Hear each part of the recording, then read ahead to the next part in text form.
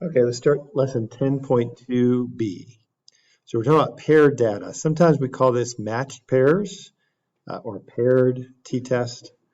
So researchers studied a random sample of identical twins who had been separated at birth and adopted at birth. In each case, one twin was adopted by a high-income family and the other one by a low-income family. Both twins were given an IQ test as adults. It's kind of an interesting study, actually. So this is what happened. There's those results. I like the graph of it better than the data just because I can kind of see. It looks like generally speaking, the high income family IQs are a little bit higher than the low income family. They're both kind of skewed right, but the mean for A is definitely larger than the mean for B. Okay. So we're going to try to compare this data. Well, that's hard to do, right? This is a little different than, this is definitely different than just a two-prop. So two-prop is where you take the mean of one and the mean of the other one. It's not really what we're doing here because I really want to compare twin to twin, like how did they do against each other? Those are the data. I mean, so we could figure out the means and standard deviations of each individual group there, but there's a lot of overlap, you know. Is that significant or not? So we want to analyze the paired data. So what we mean by that is we're going to take the results of the two values and compare each one of them by finding the difference between each individual. So you see, like for the first pair number one of twins, 128 was the IQ of the loaded person who has a lot of money, and then 120 of the person who doesn't have a lot of money. So 128 minus 120 is 8. So it's a difference of 8 in that specific twin pair. So all those differences, that's really what we're interested in here. And so actually that's actually a really interesting plot. So it looks like in only 3 cases, oh my goodness, only one case was the lower IQ person, the wealthier person. So what case was that? Looks like this. Twin number 9, so pair number 9, the twin A, that the person who had more money, their IQ was lower than twin B. Interesting. So almost every other case, it was healthy. It was better to be the wealthier person as far as IQ is concerned. The mean difference is 5.83, so it's the difference of those differences, and the standard deviation of the differences is that. So remember, depends on how much data you produce. Start by computing the differences. So it really is, we're not doing a two-prop here. We're doing a one, really just, it's not a two-sample, I should say two-sample. It's not a two-sample test. This is not what this is. This is a one-sample test. We're really just looking at the differences. If you know that catchy song, it's all about the bass. It's actually all about the diff. So that might help you remember because, I don't know, that's a catchy song. I don't even know what that's about, but I know that when you're doing paired data, it's all about the diff. So we don't really care about the individual values there of the two, twin number 1, twin number 2. We want to find the difference between those values and do all of our testing, all of our data just about the difference. So that's what we're going to do here. So with paired data, we're going to look at the differences. In this case, does music help or hinder performance in math? Researchers designed an experiment using 30 students to volunteer to find out. Each subject completed a 50-question single-digit arithmetic test without music playing. For each subject, the order of the music and no music treatments was randomly assigned. And the time to complete the test in seconds was recorded for each treatment. Here are the data, along with the differences for each subject. So the first set of data there, that first part of the table, is all about, can you tell what subject those are? So student time with music, time without music. So I guess this is talking about one of them is for, I guess I have to read this. 2 different subjects. I don't know what the subjects are. It doesn't. In math. So it is talking about math here. Okay. So they look at all the data, make a dot plot of the difference, music without music, for each time the subject completes the test. So difference, so in this case, oh, I see it now. So this first row is the first 15 students. The second kind of rows of stuff is the next 15 students. There's 30 students total. I did not see that first. I thought they were talking about all about student one, that first column. Student one, the column number one is the first four things are student one. The next four things are student 16 there. Okay, so you take all those differences, make a dot plot of the differences. Again, it's all about the diff here. So you plot all 30 students in this case, just the differences of music minus without music. So I think we want it to be shorter, right, in time. So time would be better. I can't really tell just looking at it. Describe the graph. So describe the graph. So there's sub-evidence music hinders the performance because 17 students took longer to complete the test when listening to music. So if you count it out, there's 17 dots to the right of 0 there. So 17 times that happened. That actually took longer. Calculate the mean difference and the mean standard deviation. So what's the mean of the difference? So to get that, so how would you find that? So get your calculator out. Go to listen to spreadsheet. I'm just going to call it diff, but you can call it something else. If you already have one called diff, definitely don't use that one again. I'm just going to put in the 30 differences there. So 13, 13, 6. Oops, 5, 6.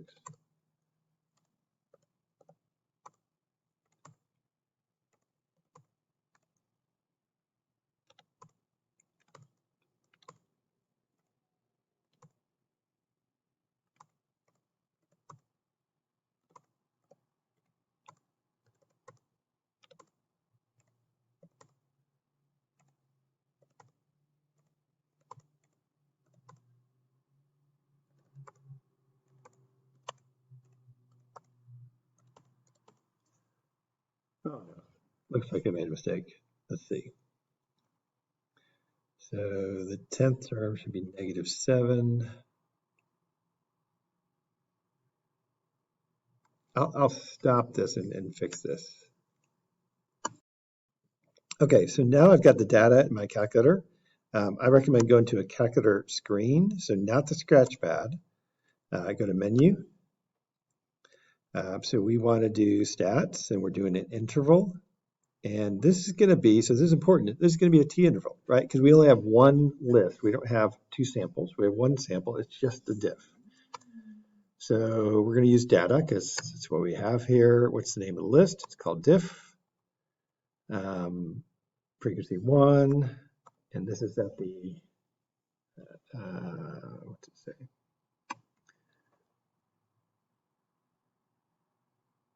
The mean difference of the standard deviation, interpret, calculate the mean difference of standard deviation of the differences. Okay, well, let's just see at the 95% level. I guess they're not asking you to fully do this. Okay, so the mean is 2.8. The standard deviation is 7.4.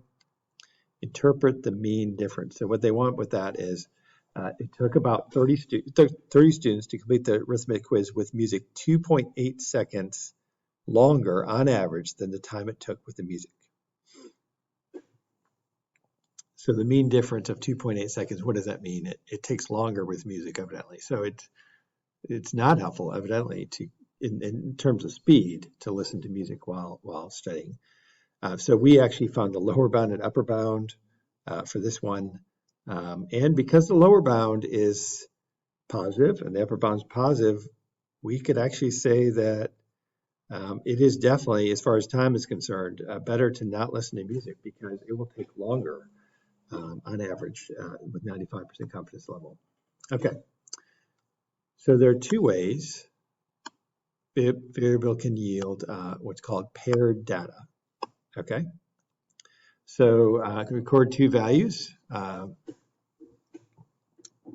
for each individual. So in this case, like, you know, before and after, you're trying both things on the same individual. So it's kind of pairing with yourself, if that makes sense. So, and that's a pretty common one, is to kind of, I call it before and after. It just, you're pairing with yourself. You're doing in some random order, either listen to music or not listen to music when you do homework or whatever it is you're doing. So you're doing both things. You also have similar pairs of folks. So ideally that's a twin. I mean, but that's pretty rare to find that many twins to do this with. So like if I were pairing all the students at St. Mary's in the high school, I would pair, one way of doing it would be try to pair similar ages. So you could pair the two youngest together, the next two youngest together, all the way up to the last pair would be the two oldest students at the school. So you could pair them by that. Depending on what you're studying, you could pair students by height, the two shortest, the two next shortest, all the way up to the two tallest people paired together. So you're going to pair by some similar quality. It depends on what you're studying as to what that quality is you might choose. But that's another way to pair the data. And so you're really not comparing the average of the all of them. You're comparing each individual person like with another person, or in some cases before and after with themselves.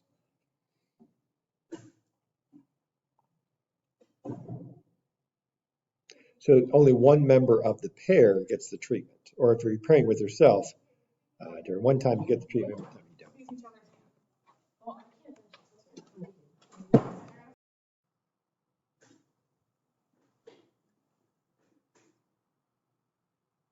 Okay, so again, match pairs, it's all about the differences either with yourself or two very similar individuals that you're studying. Two just have to be similar in some way. The conditions are really very much the same as they are for the one sample t-test, with the exception is, again, we're all talking about the diff. So we're just talking about the difference. You don't have to draw two graphs or check both individual things. You just look at the differences. So you check all three conditions with the differences. Only the formula, again, very similar to the one sample t interval here, except everything, the mean, the standard deviation, and the n value is about the differences here. Degrees of freedom is still n minus 1 for this type, because this is not a two sample, this is a one sample. So data suggests a random sample of identical twins are shown again in the following table. Construct and interpret a 95% confidence interval for the true mean difference in IQ scores among twins raised in high income and low income households. So this actually, again, pretty interesting data because you're looking at the differences of, does a high income household have an effect on the IQ, growing up and so forth. So it could, I guess. We're going to type this data in just before we even do the stuff, but I'll type it in here. So because this one already has the diff there, I'm going to put doc. You can do this if you want. Insert problem. And now this will be page 2.1. And now if I put diff at the top, it won't know what it is. And you can put in this new list of data. I'm only listing the differences, not 128 and 120 there, but 8. And then 5 and 9 and 6, 5 and 8 and 1 and 6, 8 and 1, 10 and 1 and 12. And there are 12 sets of twins here. Okay, so if you go to menu and then calculator page and hit menu, 6, we're doing interval 6, and this is just a t interval. So it's a one sample t interval all about the differences. In this case, we're going to use data, and the name of the list is called diff, and it says 95 percentile. I'm good. There you go. So we might refer to that in a minute. It does calculate that. It also does this. So if you need to do a data statistics page and choose diff, it should give you the dot plot. So right away, we can see that only one of those numbers is to the left of 0. So it does seem like having a higher income does affect your IQ, but that's the idea of it. So first you want to state, so you talk about the mean difference is the true mean difference of high income minus low income. Tell the direction you're doing. And IQ scores for pairs of identical twins raised in separate households. So that's what we're trying to find, the parameter we're finding, and the confidence level is 95%. So in this one, what's the name of it? It's a one sample t interval for the mean of the difference. You can say that in words, or you say mu diff, with diff as being a subscript. It's hard to tell, but that should be a subscript there. That just doesn't show up in the computer that nicely. Random, so check the conditions, right? So we have 12 pairs of identical twins, and they were, so just a random sample of identical twins. There's a lot of identical twins, so 12 is less than 10% of all the pairs. Like we did a minute on your paper, you would actually draw that dot plot. We're looking for strong skew or not strong skew, actually. So I don't see strong skew. It looks approximately symmetric, and I don't see any real outliers for sure. So I think it passes the large sample condition there.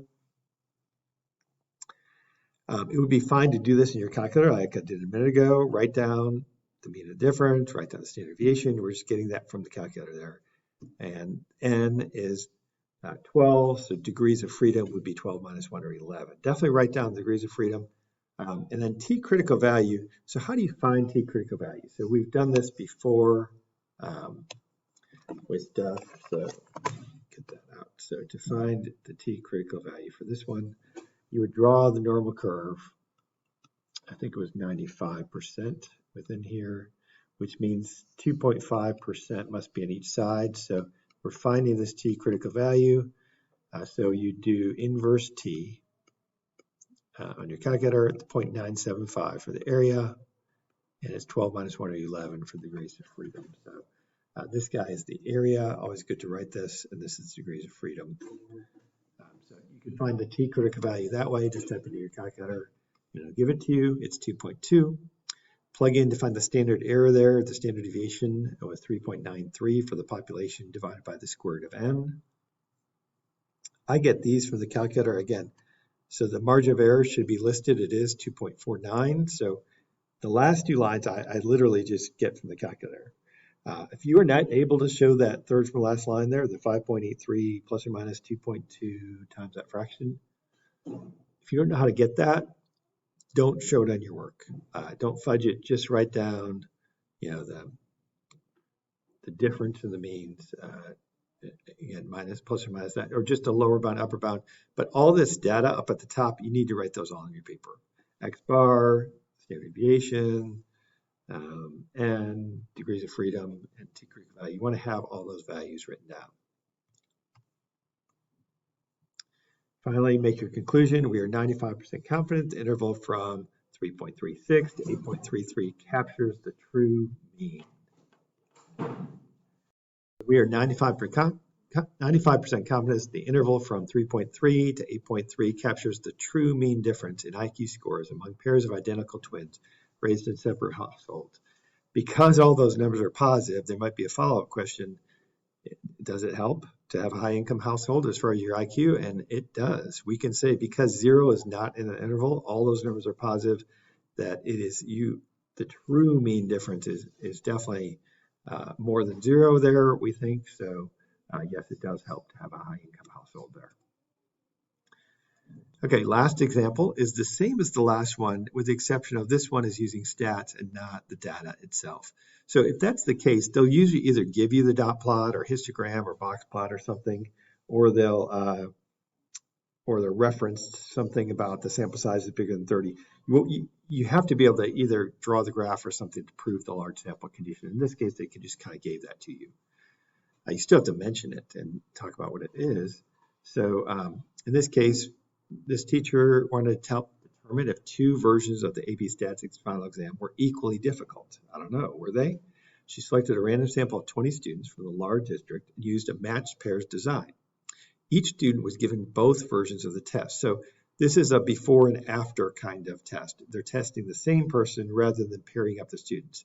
If I did pair up the students, I probably would have chosen to pair up the top students together and maybe the bottom students together and everything in between. So kind of rank them, and the top two, then the next top two, and so forth, and all the way down. So that would be a different way to do matched pairs. It'd be a little weird to do that in your, rank students by their math average, but that's what you would have to do. So this seems better actually to have each person take both tests. So they're doing before and after. It's version A and then version B. We're saying version A minus version B will be what we're studying there. And so then you're gonna, it gives you the data. It tells you the mean, tells you the standard deviation. So you've got to use that. Notice, so when you do that, you've got to do the 3.533. So you've got to just plug in all the stuff there to find the answers. So random, you check the conditions. Again, even mention the fact, even though it has a dot plot, it doesn't show any strong skewness or outliers, so it does pass the large sample condition. Don't forget to put degrees of freedom, in this case 19, because there's 20 of these differences. T-critic value is 2.861. You would get that by, again, this was 99%. So to get that value,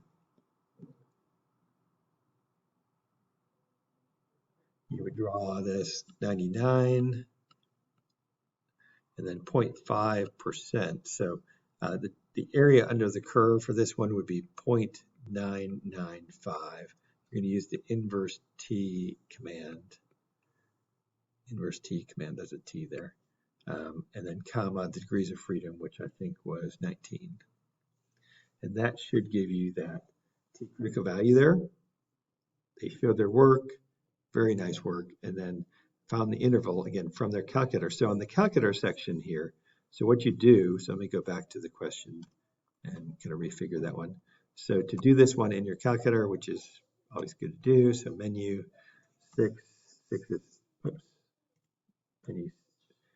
menu, 6 is intervals. And then we just want a T interval. So menu 662, this time we want stats. So it asks, what's the mean?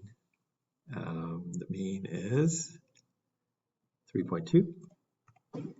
Standard deviation, 3.533. N is, let's see, 20 students, so 20. And degrees of freedom, confidence level 0.99. So it should come up with the same interval. Let's just kind of look at this interval here and see what they came up with. 0.94, yep, to 5.46. Yeah, everything looks the same there. Again, it doesn't give you the T-critical value, but the rest of the important stuff it does give. So you can actually do the rest of that just from knowing all those things that are showing in your calculator there. Finally, interpret. We're 99% confident the interval from 0.94 to 5.46 captures the true mean difference of version A minus B in final exam scores. So it does look like everything's positive, which means version A, the scores must have, the average score we think is between 0.9 and 5.46, bigger than version B. So version B, let's see, so we got a better score in version A, so that means version A is the easier test of the two for sure, we can say, because 0 is not in the interval there. Okay, that's your screencast for today.